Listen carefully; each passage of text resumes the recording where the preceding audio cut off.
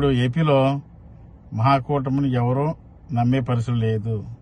చంద్రబాబుని ఎవడో నమ్మేటట్టు పరిస్థితి లేదు. పవన్ కళ్యాణ్ నమ్మే పరిస్థితులు లేరు. కేవలం మోసం చేయడానికే అన్ని ఫ్రీగా ఇచ్చేస్తాను చంద్రబాబు నాయుడు. కనీసం బీజేపీ నమ్మట్లేదు. ఆ మేనిఫెస్టో పక్కేలా అన్నారు. సో దయచేసి ప్రజలు గమనించండి. ఆల్రెడీ అన్ని ఇస్తున్నాడు గవర్నమెంట్, అందరికీ అన్ని రకాలుగా ఇస్తున్నారు. పిల్లలకి స్కూల్ మార్చాడు, హాస్పిటల్ మార్చాడు, పోర్టులు కట్టించాడు, ఎన్నెన్నో కట్టించాడు. ఇవన్నీ చేస్తున్నప్పుడు ఆల్రెడీ ఇస్తానన్న మనిషిని మానుకుని కొత్త ఎవరు నమ్ముతారు ఇప్పుడు?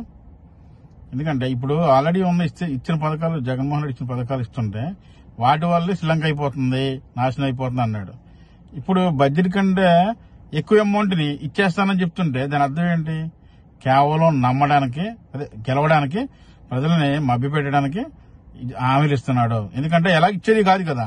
సో దయచేసి జగన్మోహన్ రెడ్డి నాయకత్వం గెలిపించండి. ఇంకొక విషయం, ఇక నాగబాబు అంటున్నాడు రాష్ట్రంలో అన్ని చోట్ల గ్లాస్ ఉంది, ఎక్కడ ఓటేసినా పిఠాపురంలోనికి పవన్ కళ్యాణ్ మెజార్టీ వచ్చేది.